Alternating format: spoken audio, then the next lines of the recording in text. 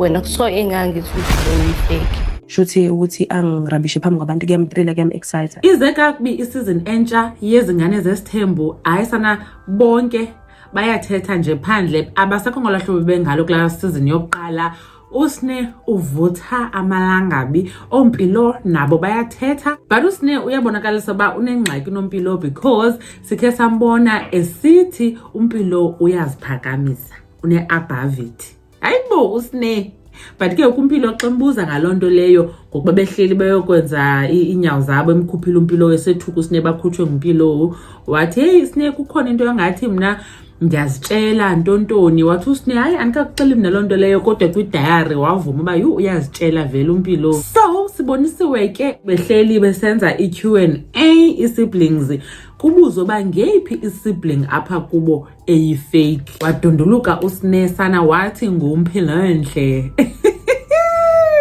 Xa kubuza uba hayibo kutheni sitsho akaphendula usine kodwa ke kwi-diary yakhe usine wachaza uba vele umpilo uyifake. Warevila ukuthi uthi umpilo uyifake because uya athi yena xa eyomvakashela pha eMzumbe andimos bahlala egcekeni eli-1 afike sana umpilo angamhoyi afake i-earphones or headphones azenzele into zakhe angancokoli nosine angamhoyi angamnaki nje. So usine yena vele bona uba hayi ke makahambe akekho welcomed, but then ke kunoba xa phakathi kwabantu zenza loo mntu ungathi unice okanye in front of the cameras. Yandenza ndacinga uMakay niyakhumbula uLasi uLaxonxo echaza ku-Real Housewives of Durban season 2 uba yey yifake uMakhumalo uthi wakhe wadibana naye esemzumbe uLaxonxo eyobona uMayeni. uLaxonxo ke yichomi kaMayeni unkosikazi wesibini katata uMosamseleku. Then nangomtshato ke caba endindwebile ke ugirl kwamnandi. Kodwa ke ngoku uMakhumalo wane-interview kuVuma FM